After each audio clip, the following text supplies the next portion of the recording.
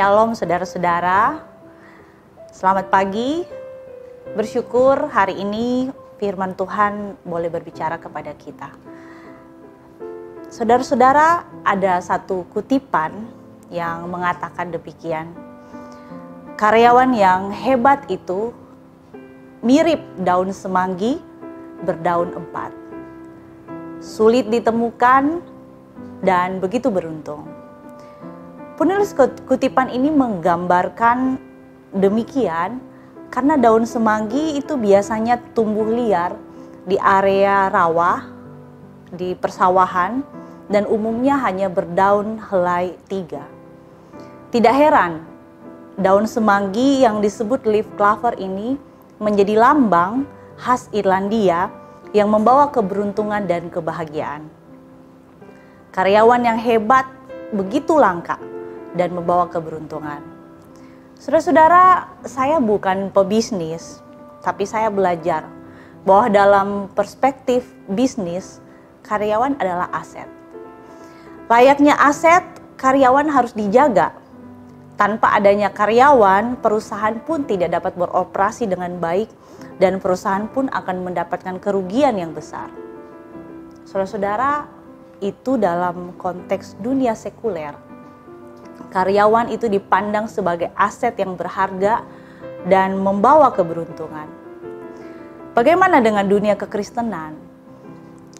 Apakah gereja atau jemaat hari ini masih memandang tenaga misi sebagai utusan yang berharga? Apakah gereja masih menganggap tenaga misi adalah orang-orang yang membawa keberuntungan atau berkat?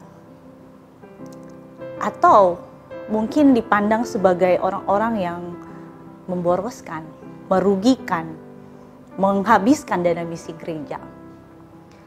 Bahkan ketika ada seorang hamba Tuhan yang terpanggil pergi ke ladang misi dan tidak melayani di gereja, para pemimpin biasanya tidak setuju dan berusaha untuk menahannya. Saudara-saudara, tidak demikian dengan jemaat Antiokhia. Kisah para Rasul mencatat dalam pasal 13 ayat 1-3 berbunyi demikian. Pada waktu itu dalam jemaat di Antiokhia ada beberapa nabi dan pengajar, yaitu Barnabas dan Simeon yang disebut Niger, dan Lukius orang Kirene, dan Menahem yang diasuh bersama dengan raja wilayah Herodes dan Saulus.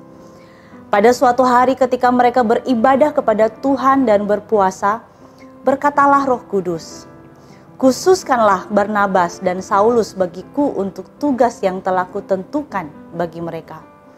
Maka berpuasa dan berdoalah mereka, dan setelah meletakkan tangan ke atas kedua orang itu, mereka membiarkan keduanya pergi.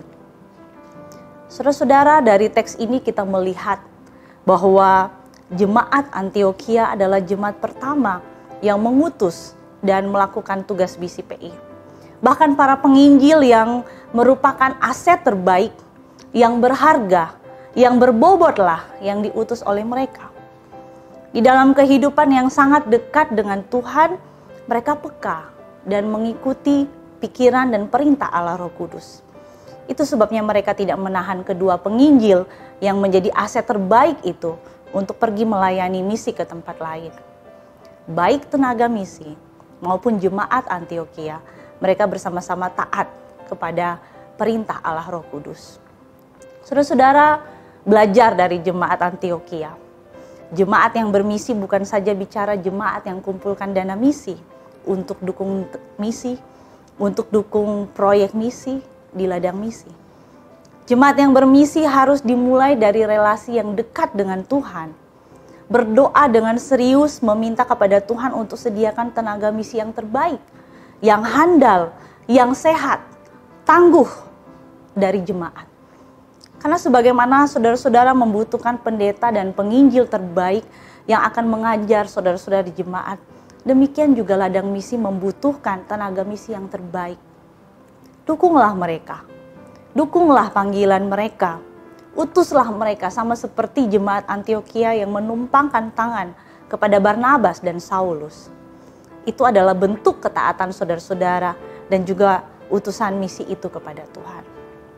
Saudara-saudara, saya bersyukur kalau hari ini saya bisa survive di ladang misi. Itu karena Tuhan telah memakai Gemim Kristus sebagai alat misinya. Gemim Kristus tidak rugi, melainkan justru telah berinvestasi yang besar secara rohani, memakai guru sekolah minggu, pembimbing remaja, pembimbing pemuda, bahkan mengutus saya ke seminari. Dan saat ini saya melayani di ladang misi. Saudara-saudara, jangan berhenti untuk berinvestasi secara rohani. Ladang misi butuh orang-orang muda, generasi sekarang ini yang taat pada Tuhan dan juga tenaga-tenaga yang berharga dari jemaat. Kiranya Tuhan menolong saudara-saudara sekalian. Tuhan Yesus memberkati. Amin.